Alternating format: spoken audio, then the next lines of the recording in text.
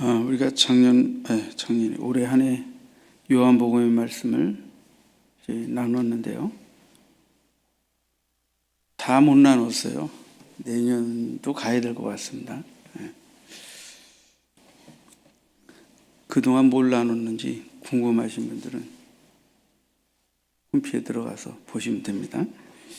자, 사도 요한은 그가 기록한 이제 이 복음서에서 예수 그리스도가 누구신가 하는 것을 밝히길 원했어요. 예수님이 누구시냐. 요한복음 1장만 해도 다양한 예수님의 모습이 언급되어 있습니다.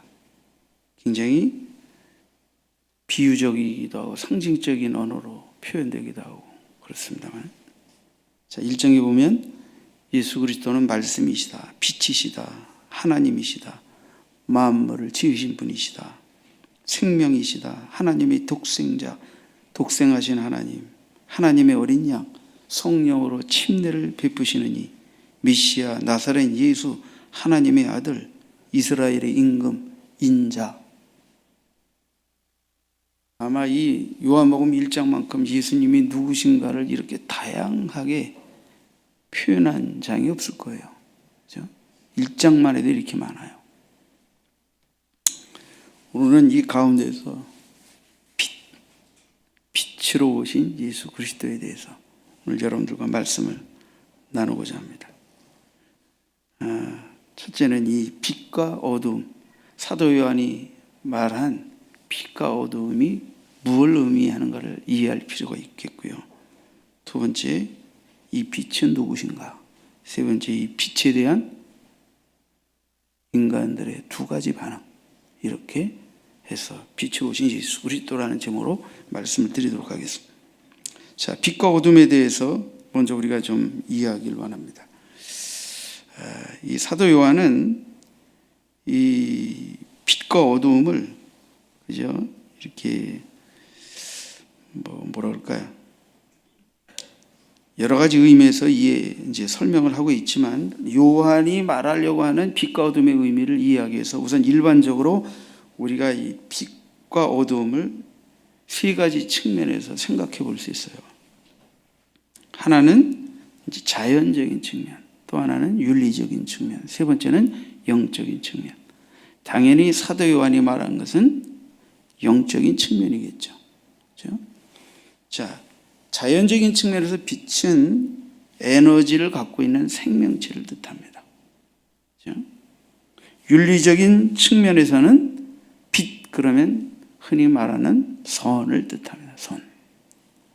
영적인 측면에서 빛은 오늘 사도 요한이 말한 대로 예수 그리스도를 뜻합니다.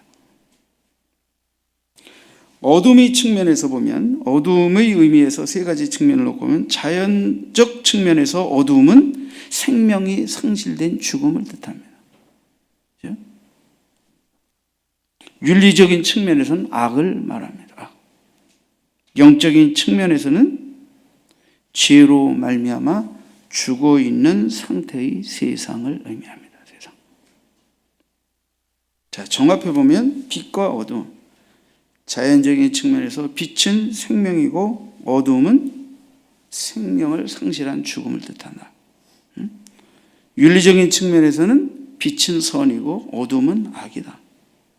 영적인 의미에서 빛은 그리스도고 어둠은 죄로 말미암아 죽어 있는 상태인 세상을 의미한다. 자, 그렇다면 사도 요한께서 자, 이 빛과 어둠에 관한 표현을 4절, 5절에 합니다. 이제 4절, 5절부터 우리가 읽었는데 4절을 보시죠. 그 안에 생명이 있었으니 이 생명은 사람들의 빛이라. 빛이 어둠에 비치되 어둠이 깨달지 못하더라.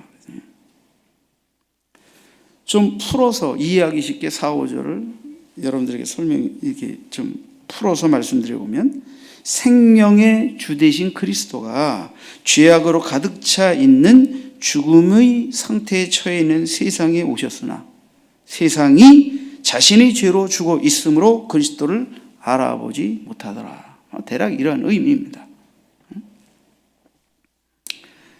자, 좀 더 구체적으로, 자, 참빛, 이 빛은 누구인가 하는 거예요. 우리가 이 빛에 대해서 말할 때 먼저 빛이 아닌 것을 이해해야 빛이 명확하게 드러나겠죠. 그렇죠? 우선 이 빛에 대하여 증거하러 온 자가 있어요. 사도 요한은 예수님을 빛으로 증거하기 위해 앞서 온 자가 있다 하면서 이 침례 요한을 언급하고 있습니다. 따라서 우리는 먼저 침례 요한은 이 빛이 아니고 이 빛에 대하여 증거하도록 보냄을 받은 자라는 사실을 알아야 합니다. 6절을 보시죠. 6절, 하나님께로부터 보내심을 받은 사람이 있으니 그 이름은 요한이라. 그가 증언하러 왔으니 곧 빛에 대하여 증언하고 모든 사람이 자기로 말미암아 믿게 하려 함이라. 자, 침례 요한은 하나님께로부터 보냄을 받은 자다. 그리고 그는 빛에 대하여 증거하는 자다. 그는 자기가 전한 것을 인하여서 사람들로 하여금 그 빛을 믿게 하기 위하여 하나님께로부터 보냄을 받은 증인이다 하는 것이 사도 요한이 요한복음 1장에서 밝히고 있는 침례 요한, 이 빛이신 예수를 앞서 증거하는 자로 보냄을 받은 침례 요한에 대한 사명, 그의 정체성입니다.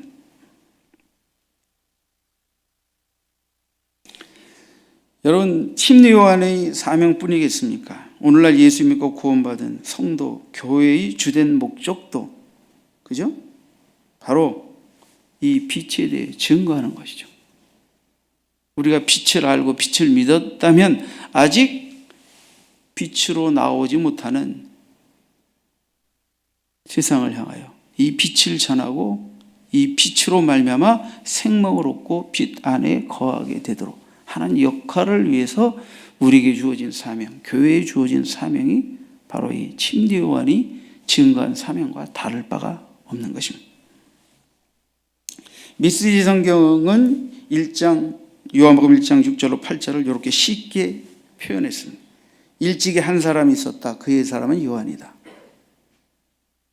그는 그 생명빛에 이르는 길을 가리켜 보이라고 하나님께서 보내신 사람이었다.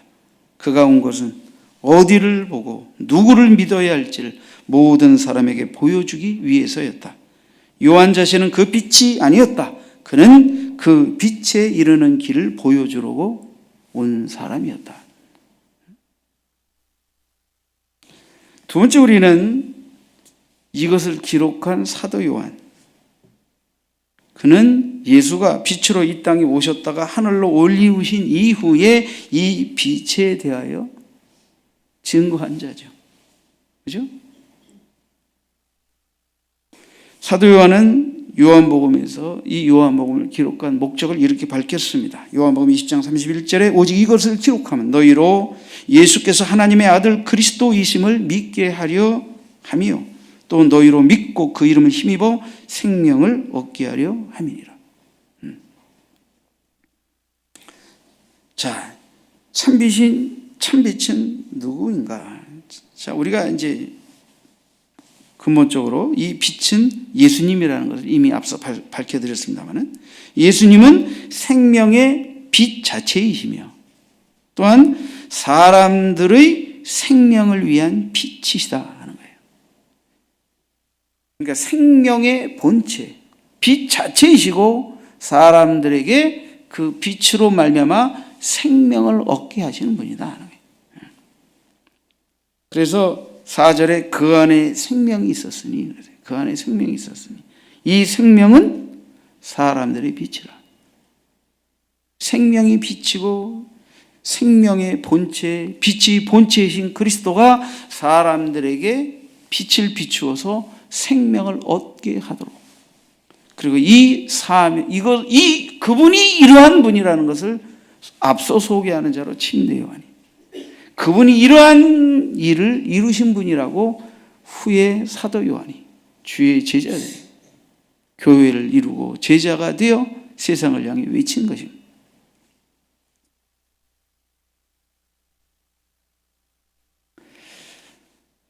자, 1장 4절을 조금 더 구체적으로 설명을 드려보겠습니다. 그 안에 생명이 있었으니 이 생명은 사람들의 빛이라. 그 안에 생명이 있었다. 그 안에 생명이 있었다. 예수 안에 생명이 있었다. 이것은 물리적인 생명이 아니라 질적인 차원에서의 영원한 생명을 말합니다. 그 안에 생명이 있었다. 어떤 생명? 영원한 생명. 육체의 생명은 때가 되면 죽어서 끝나요. 근데 영원한 생명은 말 그대로 죽지 않는 거예요. 영원한 거예요. 그 안에 영원한 생명이 있다. 그분은 영원하신 하나님이시기 때문에 영원한 생명도 그분 안에 있고, 우리가 그 영원하신 주님을 나의 구주 나의 하나님으로 모셔드리는 순간 그분과 함께 영원히 사는 존재가 되는 거예요. 그래서 영원한 생명, 그분 안에 생명이 있는데 그 생명은 어떤 생명? 영원한 생명이에요. 자, 그 안에 생명이 있었으니 이 생명은 사람들의 빛이라. 사람들의 빛이라. 우리가 문법적으로 보면 이제 토포스톤 안드로폰이라는 이 소유격으로 되어 있죠. 사람들의 빛. 근데 헬라어의 문법에서는 소유격은 또한 목적격적 소유격으로도 번역이 됩니다. 소유격으로만 번역이 되는 게 아니라 목적격적 소유격. 그래서 소유격은 무엇의라고 말하지만 목적격은 무엇을 위한, 이렇게 목적격으로 번역이 되죠. 그러니까 이것을 원문상의 의미로 설명을 하면 그 안에 생명이 있었으니 이 생명은 사람들의 빛, 사람들을 위한 빛이다. 이렇게 번역할 수가 있는 것입니다. 사람들을 위한 빛이다. 사람들의 영원한 생명을 위한 빛이다. 자, 빛은 사람들이 세상에서 하나님을 느끼고 깨닫고 인식하도록 할 수 있는 것을 의미합니다. 그래서 예수님은 이 땅에서 하나님의 보내심을 받으셨고 그분의 계시 역사를 통해 사람들은 하나님을 알고 깨닫고 느끼고 믿게 되는 것입니다. 그죠? 예수님이 오셨다 가지고 성령을 보내주셔서 성령은 예수께 대한 모든 것들을 증거함으로 성령으로 빛을 비추어 주셔서 빛이 본체이시며 영원한 생명 자체이신 예수 그리스도를 알고 느끼고 믿고 그래서 영원한 생명을 소유하도록 역사하시는 것입니다. 예수님은 스스로 나는 길이요 진리요 생명이라고 말씀하셨습니다. 빛 대신 그분 안에 거할 때 생명을 얻을 수 있고 그것은 곧 그분의 말씀에 순종할 때 가능한 일입니다. 자, 이제 빛에 대한 두 가지 반응에 대해 생각해 보겠습니다. 1장 9절을 보시죠. 9절에 보면 참빛 곧 세상에 와서 각 사람에게 빛이 비추는 빛이 있었나니. 빛이 있었다. 근데 어떤 빛? 참빛. 자, 여기서 참빛이라는 것은 우리는 보통 참하면 거짓이 아닌 진짜 이런 개념으로 보통 생각을 하죠. 근데 이 원문상의 의미는 진짜라는 의미도 있지만 완전한, 믿을 만한 이런 의미도 있습니다. 그래서 거짓의 반대 개념으로서의 참, 이런 의미보다 불완전하고 공허하고 실체가 없는 것에 대한 반대 개념에 가깝습니다. 그러니까 참 빛이라고 하게 되면 진정한 빛, 이런 의미보다 더 완전한 빛 그 자체다. 이런 의미가 더 강하다. 그렇죠? 물론 두 가지 의미가 다 있지만. 그래서 요한은 참빛, 정말 진정하고도 완전한 빛, 그 빛이 예수님이다. 그분이 지금 세상에 이미 와 계시다. 그리고 곧 너희에게 나타날 것이다.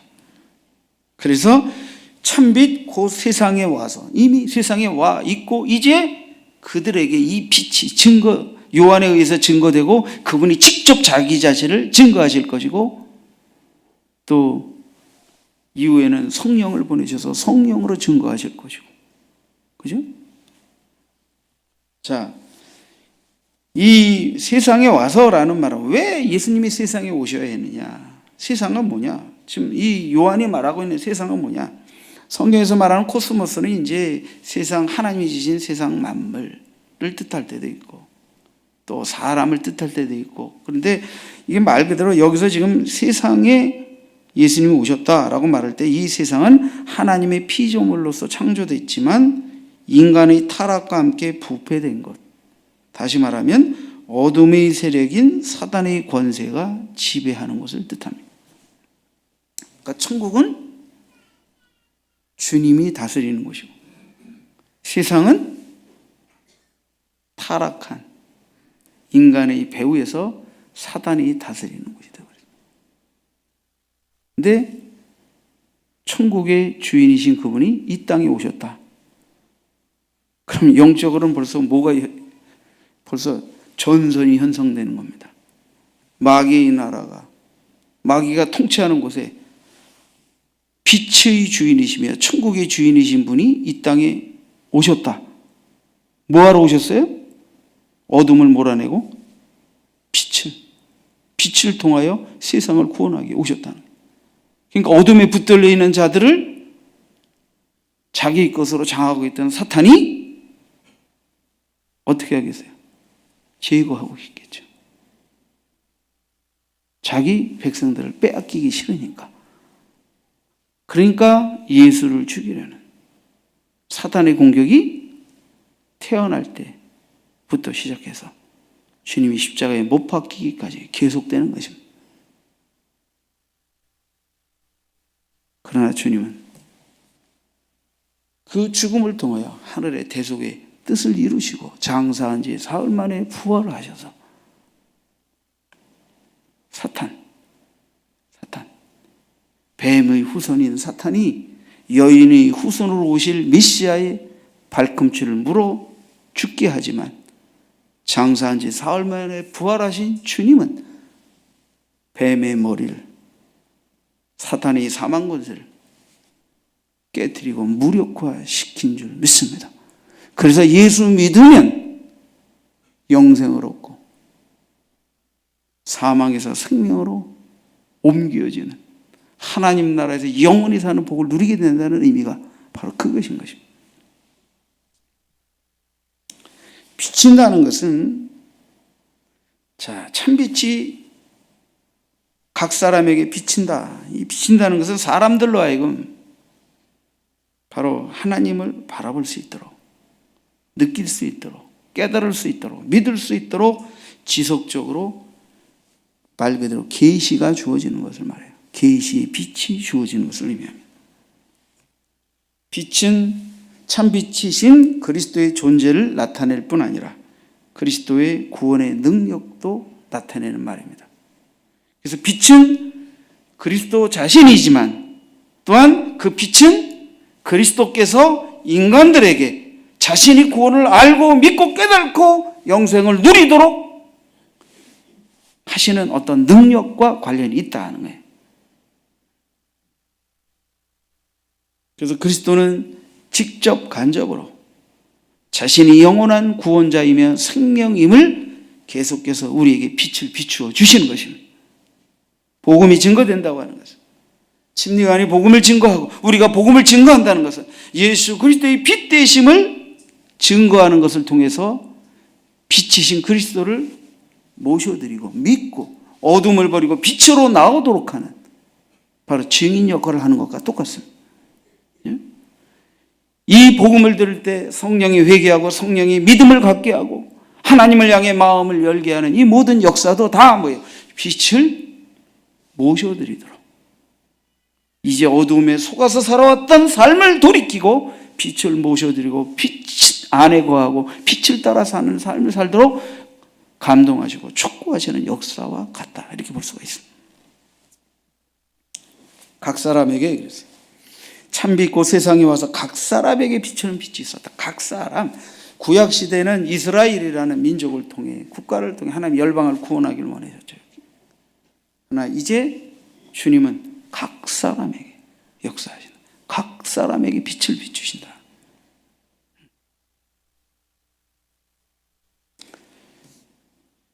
중생은 이 죄악된 세상에서 우리가 거듭난다고 하는 것은, 하나님의 백성이 된다고 하는 것은, 개개인이, 그죠? 개개인이 이런 비추임을 통하여 빛으로 나와 하나님의 백성이 되고 구원을 얻고 영생의 자녀가 되는 것입니다.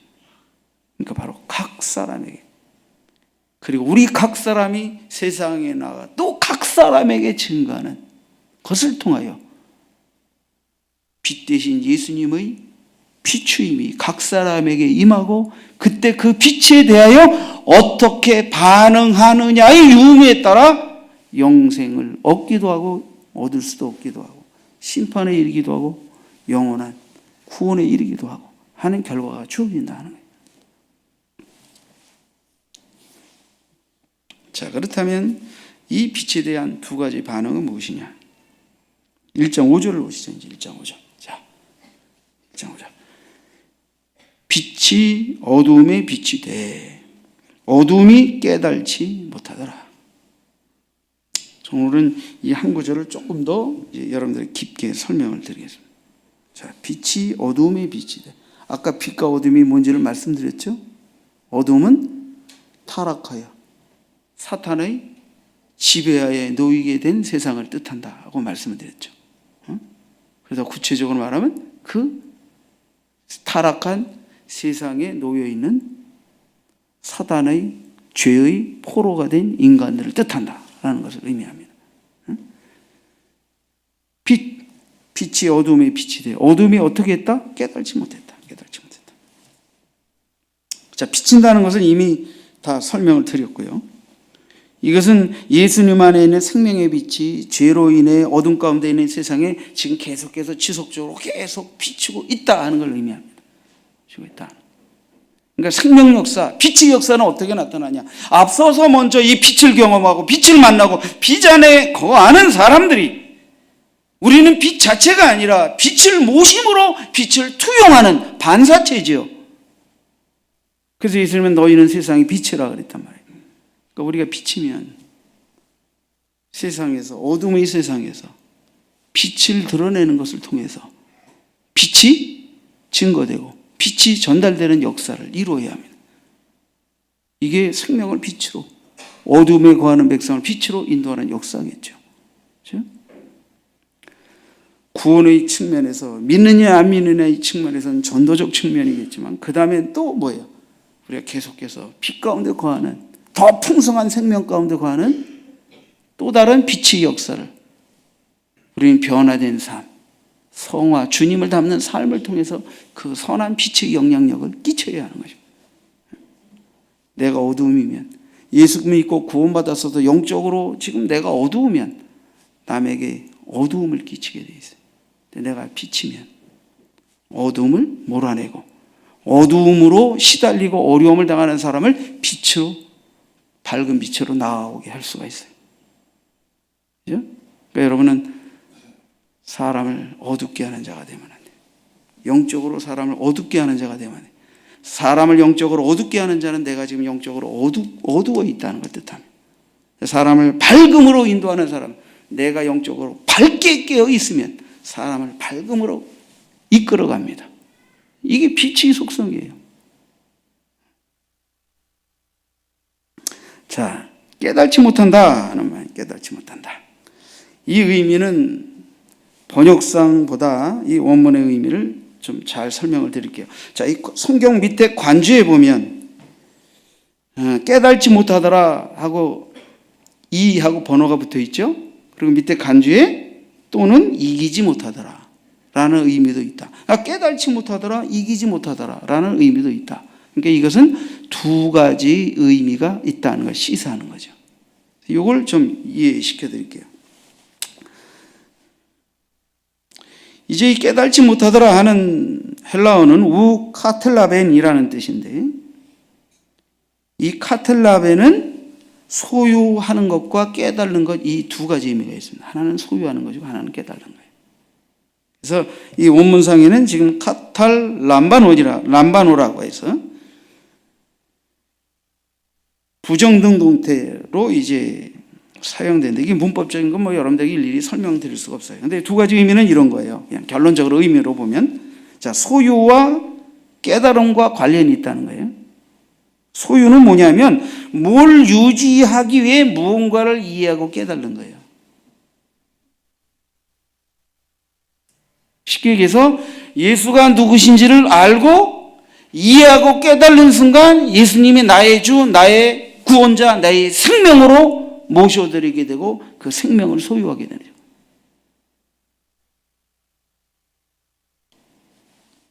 내가 문 밖에 서서 들으노니 누구든지 내 음성을 듣고 문을 열면 내가 그에게로 들어가 그로 더불어 먹고 그는 나로 더불어 먹으리라. 요한계시록 3장 20절 말씀. 그죠? 것처럼 내가 예수님이 누구인지를 알고 깨닫고 그분을 믿게 될 때 어떻게 돼요? 믿게 될 때 그분이 내 안에 들어오셔요. 내가 그분 안으로 들어가요. 그분과 나 사이의 영적인 연합을 통해 동고동락하는 삶이 벌어져요. 그래서 하나님의 백성이라고 하고, 그래서 하나님의 영원한 빛을 소유하고 누리는 자가 되는 이런 변화가 일어나게 되는 것입니다. 두 번째는 뭘 놓치지 않기 위해서, 뭘 뺏기지 않기 위해서 꽉 그 부여잡고 그저 이기려고 하는 거예요. 이기려고 하는 거예요. 그러니까 하나는 긍정적인 의미가, 하나는 부정적인 의미가 되겠습니다. 자, 이 두 가지 원문상의 의미를 풀어서 적용을 해보겠습니다. 자, 어둠이 깨달지 못하더라. 지금 어둠이 깨달지 못했다. 말 그대로 어둠이 이해하고 깨달지 못하니까 어떻게 돼요? 어둠이 빛을 소유하지 못하는 거죠. 어둠이. 근데 그 정도 의미만 있으면 그 다음 의미는 뭐냐면, 이 어둠이 빛을 깨달지 못하기 때문에 빛을 소유하고 믿었다면 어둠이 빛으로 바뀌어질 텐데 여전히 어둠 가운데 처해 있단 말이에요. 근데 그 정도로 끝나는 게 아니라 이 어둠이 오히려 빛을 대적하면서 빛을 이기려고 하는 거예요. 그래서 어둠이 빛을 어둠으로 만들어 버리려고 하는 거예요. 그래서 빛이 어둠에 빛이 돼 어둠이 깨달지 못하더라 라는 의미는, 번역은 어둠이 깨달지 못하더라 라는 의미지만 이것을 원문상의 의미로 의역해 보면 어둠이 빛을 깨달지 못함으로 빛이 되지 못했을 뿐만 아니라 오히려 어둠이, 이 죄가, 이 악이 선을, 구원을, 영생을, 하나님의 용서와 긍휼을 거절하고 오히려 그걸 이기려고 했다. 이기려고 한다. 이게 바로 깨달지 못한다는 의미 속에 담겨져 있는 원문상의 이중적 의미입니다. 그러니까 어둠은 빛을 이해하지 못하는 정도가 아니라 빛을 거절할 뿐 아니라 빛을 오히려 이겨 먹으려고 한다는 거예요. 그래서 빛으로 오신 예수님이, 그래서 그 빛을 믿고 구원을 얻는 사람들은 소수지만 대다수 사람들이 오히려 이 빛을 밟고 빛을 죽이고 이기려고 했다. 그 배후엔 당연히 어둠의 왕인 사탄의 역사가 있겠지만 이 어둠이 그렇게 역사하는 것입니다. 여러분, 빛이, 말씀이 우리에게 와서 내 안에 있는 어두움과 죄와 어리석음을 깨닫게 했다면 우리는 그걸 회개함으로 빛을 부여잡아야 합니다. 진리를 모셔드려야 합니다. 성령의 역사를 받아들여야 합니다. 그 순간 빛은 우리 안에 있는 어두움을 몰아냅니다. 그런데 내가 회개하기를 거절하고 고집을 내려놓지 않고 말씀의 빛을 거절하고 계속해서 어두움 가운데 가게 되고 오히려 이 어두움으로 빛을 거절하고 빛을 대항하게 되면 어떤 일이 벌어지겠습니까? 예수님이 공생의 기간 동안 십자가에 못 박히기까지 그 모든 과정 속에서 어두움이 빛을 어떻게 대접했습니까? 깨달지 못해서 안 믿는 정도였습니까? 대적하고 빛을 장악하여 누르려고 하다가 부활하신 주님 앞에서 그 사망의 빛을 잃고 빛이 진정한 승리를 했다는 것을 증거하는 것이 성경의 사복음서의 기록입니다. 요한복음 12장 35절에 예수께서 이러한 말씀을 하셨습니다. 아직 잠시 동안 빛이 너희 중에 있으니 빛이 있을 동안에 다녀 어두움에 붙잡히지 않게 하라. 어두움에 붙잡히지 않게 하라. 어둠에 다니는 자는 그 가는 곳을 알지 못하느니라. 영혼의 정처를 모른다는 것. 그게 바로 뭐예요? 지금 어둠에 붙들려 있다는 거예요. 영혼의 정처를 안다는 게 뭐예요? 빛을 만났고 빛이 인도하는 그 영생의 길을 안다는 걸 의미해요. 인간이 어디서 왔다 어디로 가는지 누가 정확하게 어떻게 가르쳐 줍니까? 저는 옛날에 목사가 되기 전에, 예수 믿기 전에 나도 만약에 한 종교를 택한다면 어떤 종교를 믿어야 할까? 그래서 나름대로 상식을 가지고 각 종교들의 이런 걸 쭉 살펴보았어요. 어떤 종교는 사람이 죽고 사람이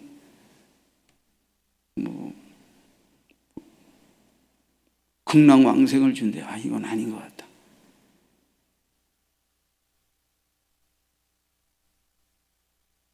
수많은 종교를 보니까 정확하게 인간이 누구인지, 어디서 왔다 어디로 가는지, 영생을 얻을 수 있는지 제시해 주는 게 없어요.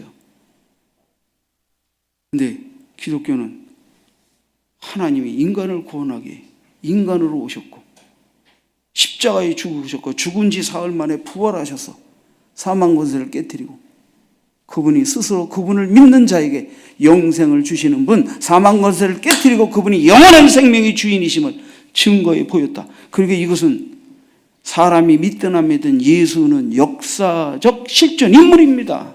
BC와 AD를 갈랐잖아요. 그분이 왜 오셨는지, 누구 있는지를 모를 뿐이지, 여기에 뭔가 진리가 있을 가능성이 많다. 제가 예수 믿기 전에 그 생각을 했어요.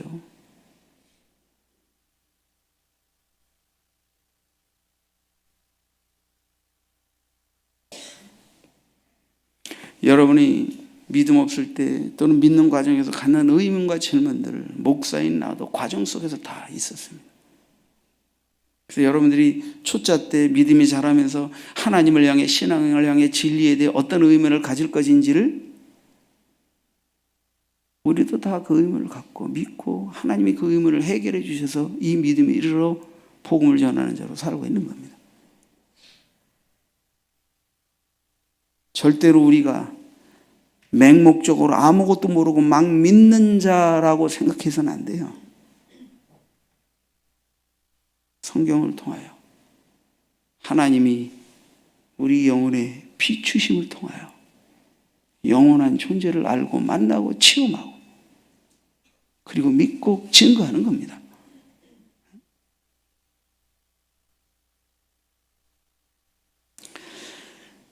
그러니까 이 빛이 대하여, 그죠? 두 가지 반응. 첫 번째 반응은 영접하지 않는 거죠. 왜 영접하지 않습니까? 빛에 대해 무지하기 때문이고. 또 하나는 오히려 어둠이 빛을 이겨먹으려고 하기 때문에. 그러니까 그 결과로 어둠에 처한 백성들이 빛이 왔지만 영접하기를 거절했다. 영접하기를 거절했다. 물론 영접한 자도 있었지만 영접하기를 거절한 자가 더 많았다. 더 많았다. 두 번째는 영접함. 자, 12절에 11절에 보면 자기 땅에 오매 자기 백성이 영접하지 아니하였으나 영접하는 자, 곧 그 이름을 믿는 자들에게는 하나님의 자녀가 되는 권세를 주셨어요. 이는 혈통으로나 육정으로나 사람의 뜻으로 나지 아니하고 오직 하나님께로부터 난 자들이니라. 그러니까 영접하는 자는 빛을, 생명의 본체이신 예수 그리스도를 영접하는 자는 그래서 그 이름을 믿는 자들에게는 예수 자기 백성을 저의 죄에서 구원할 자 하나님의 임무안에의 현현자인 예수 그리스도를 영접하는 자에겐 하나님의 자녀가 되는 권세를 주시고 그 다음에는 하나님께로부터 난 자라는 이 놀라운 정말 요한의 증언의 주인공이 되는 것입니다. 하나님께로부터 난다는 거, 위로부터 난다는 거예요. 그래서 부모의 어머니의 자궁에서 태어나는 것은 육이요. 그래서 거기 뭐라 해서 혈통이나 육정으로 나지 아니하고 이건 육이요, 육의 생명이에요. 영의 생명은 하나님께로부터 나야 돼요. 하나님께로 난다는 말은 하나님의 구원의 빛인 예수 그리스도를 믿고 모셔드림으로 그 빛의 은혜를 입은 자가 되는 것을 의미합니다. 이걸 하나님께로 난 자라고 하는 거예요.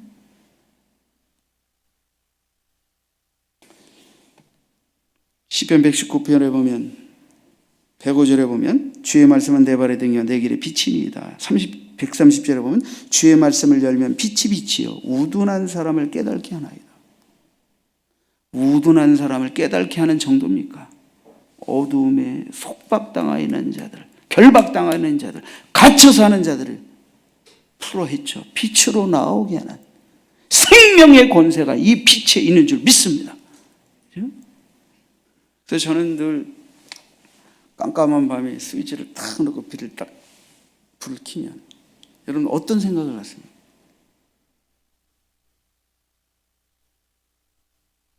칠흑 같은 어둠인데 스위치에 탁 들어서 빛이 탁 들어오는 순간 어떻게 돼요? 빛이 속도로 어둠이 없어져 버립니다. 물러납니다. 사랑하는 성도 여러분, 영원의 빛 대신 예수 그리스도를 모셔드리는 순간 나를 결박하고 있던 죄의 권세, 흑암의 권세, 그리고 그 죄의 유혹에 끊임없이 무릎 꿇고 굴복하며 변화된 삶을 살지 못하게 하는 모든 육의 소욕들이 이 빛의 권세로 말미암아 묶임을 당하고 우리는 빛의 자녀로서 참된 자유와 해방과 구원을 누리게 될 줄 믿습니다. 여러분, 우리가 언제 어느 때든 어둠의 유혹을 받거나 어둠의 발을 디디거나 어둠의 속박 속에서 고통을 당한다 하더라도 빛 대신 주 예수 그리스도를 모셔드리고 그 앞에 정직하게 회개하고 주여 예수 이름의 권세를 의지하여 기도하고 그 빛을 주장하기만 하게 되면 그 빛의 권세가 여러분을 속박하고 있는 어둠의 권세를 단번에 격파할 줄 믿습니다. 내 능력으로 되는 게 아니에요. 빛 대신 주님의 능력이 우리 안에 와서 어둠을 풀어헤쳐버리는 거예요. 그래서 내가 진실로 내게 이르노니 내 말을 듣고 나 보내신 이를 믿는 자는 영생을 얻었고 사망에서 생명으로 심판에 이르지 아니하나니 사망에서 생명으로 옮겼느니라 할 때 이 빛의 영향력이 예수님이 우리 안에 오셔서 심판에 이르지 아니하고 생명을 얻은 자, 생명을 누릴 자로서 우리를 구출해 내신다. 근데 어둠은 어떻게 돼? 근데 어둠은 빛을 미워하고 빛을 싫어하고 빛을 시기하고 빛에 대해 분노하고 그래서 빛을 향하여 나오지도 않고 믿지도 않고 오히려 빛을 밟고 짓밟고 죽이려고 했다. 자, 여러분에게 묻겠습니다. 빛이 어둠을 이깁니까? 어둠이 빛을 이깁니까?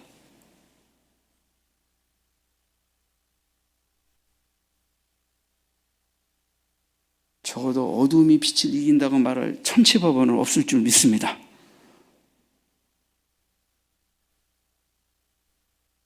이런 건 있을 수 있어요. 일시적으로.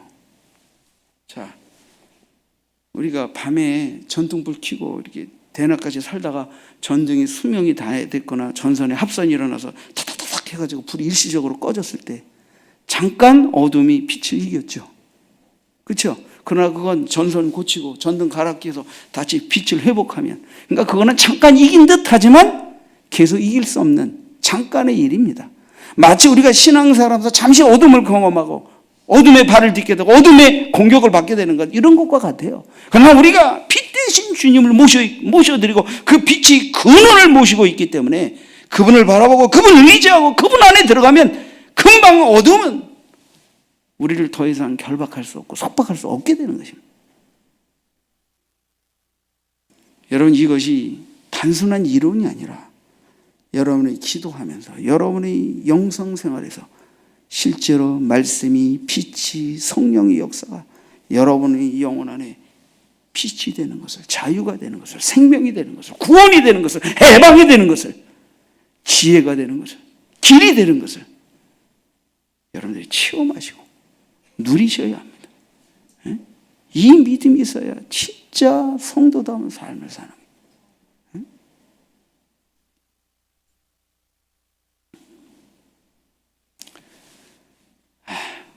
여러분, 요한복음 9장에는 소경 바디메오는 나면서부터 맹인이었기 때문에 예수님께서 진흙으로 이겨 그 눈을 뜨게 하신 사람입니다.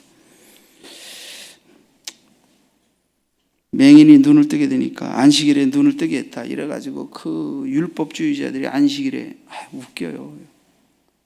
안식일에도 병든 자를 고치고 생명의 구원을 얻는데 율법을 어겼다고 시비를 거는 겁니다. 누가 눈뜨게 있냐? 모르겠습니다. 그러나 나를 눈뜨게 한 분은 분명히 선지자가 맞다고 생각합니다. 이렇게 답변했어요. 그러니까 부모를 불러서 얘가 맹인이었던 당신 아들 맞소! 그러니까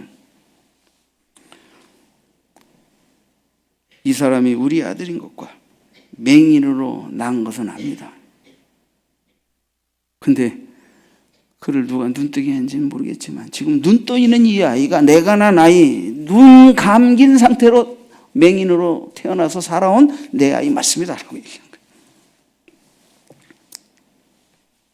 이거는 이제 이 유대교의 핍박과 위협 앞에서 그 부모가 출교를 당할까 봐 두려워서 이제 그렇게 얘기하지 않은 거죠.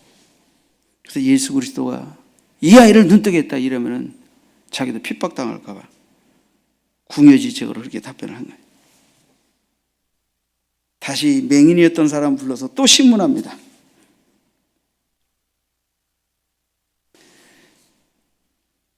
네가 정말 이 눈 뜬 거 맞냐 이거죠. 응? 내가 난 아무것도 모릅니다. 근데 한 가지 분명히 내가 아는 게 있는데 그거 내가 눈 감았다가 뜬 겁니다. 맹인으로 있다 눈 뜨게 된 겁니다. 응? 내가 어떻게 눈을 뜨게 되느냐? 그 사람이 내게 어떻게 했느냐?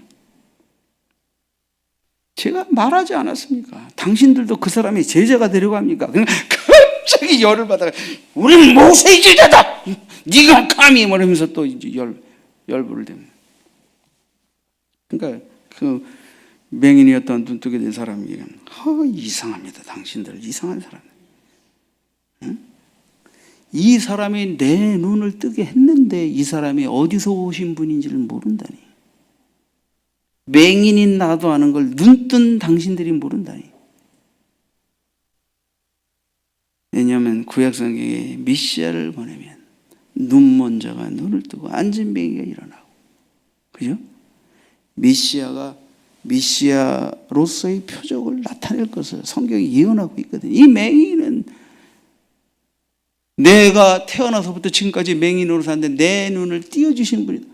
그분이 하나님께로부터 보낸 선지자 정도가 아니라 메시아라는 걸 벌써 느끼고 아는데 왜 나 같은 맹인도 아는데 당신들은 모르냐? 그리고 자꾸 누가 눈 뜨겠느냐고 시비 거느냐 이거요. 창세 이후로 맹인으로 난 자가 눈을 뜨게 하였다함을 내가 듣지 못하였다. 이 사람이 하나님께로부터 보냄을 받지 않았다면 아무 일도 할 수 없었을 것이라. 그러니까 네가 감히 우리를 가르치느냐 이러면서 막 이제 떠나갔어요.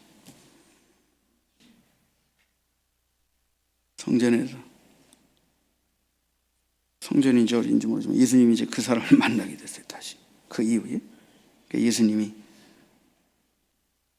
그들이 그 사람을 아마 이제 그 유대교의 모임이나 성전 모임에 참석하지 못하도록 출교시켰겠죠. 쫓아냈겠죠. 예수님이 그를 만나셔서 내가 인자를 믿느냐 묻습니다. 주여, 그가 누구십니까? 주여, 누구시옵니까? 눈은 뜨게 해줬지만 그 이후로 주님과 깊은 만남이 없어가지고 잘 못 알아보는 거죠. 이게 벙벙한 거죠. 내가 믿고자 합니다. 예수께서 이르십니다. 요한복음 9장 37절에 내가 그를 보았거니와 지금 너와 말하는 자가 그이니라. 네가 보았거니와 내가 네게 말하는 내가 네가 믿고자 하는 그니라. 그에게 어떤 믿음이 있었습니까? 맹인의 눈을 뜨게 하고 성경에 메시아를 보내주시면 그런 일이 있을 것이라는 일이 내게 있었고 내 눈을 뜨게 한 그분은 메시아가 맞다라는 생각을 갖고 있는데 그분이 누구인지를 몰라봤는데 내가 말하는 내가 바로 그이라 하는 순간 믿나이다 라는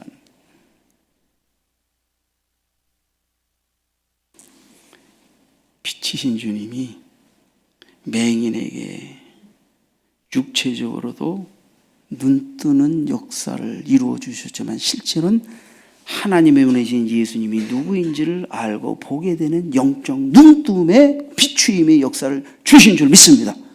그런데 이 바리새인들은 율법주의와 바리새주의에 빠져가지고 어떻게 하고 있습니까?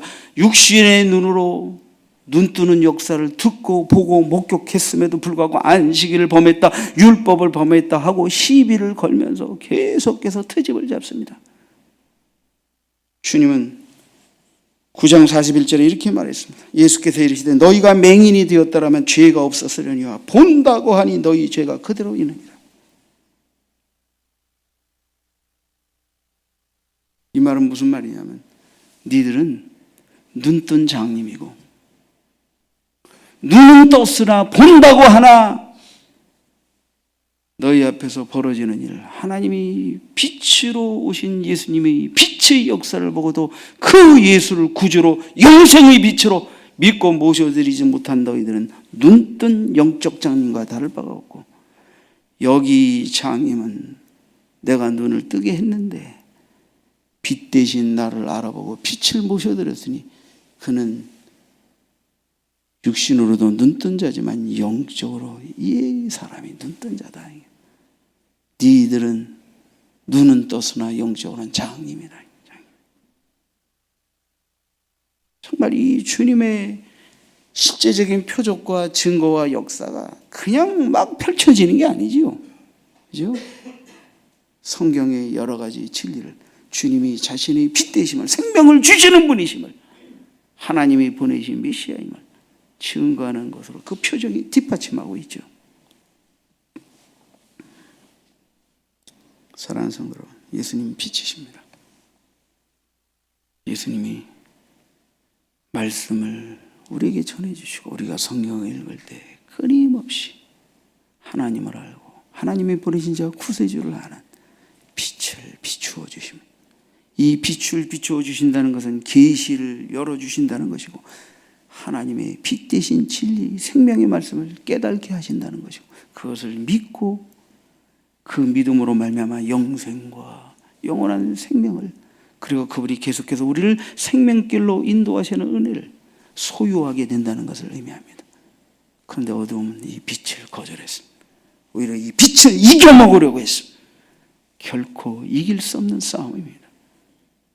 사랑하는 성도 여러분, 우리가 이 빛을 전하도록 이 빛의 권세를 위임받아 예수 이름으로 이 세상의 어둠을 정복하고 빛을 증거하도록 부름받은 빛의 증인들입니다.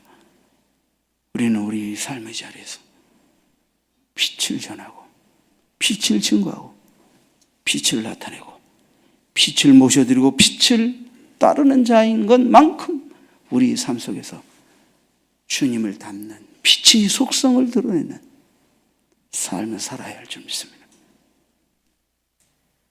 자, 말씀을 맺으면서 오늘은 주신 말씀을 생각하면서 특성 하나 듣겠습니다.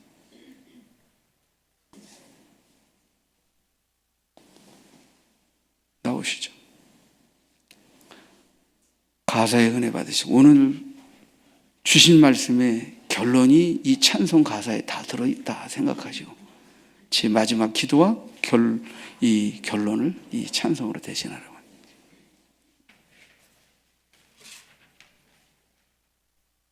마이크 좀 갖다 드리세요. 필요 없이.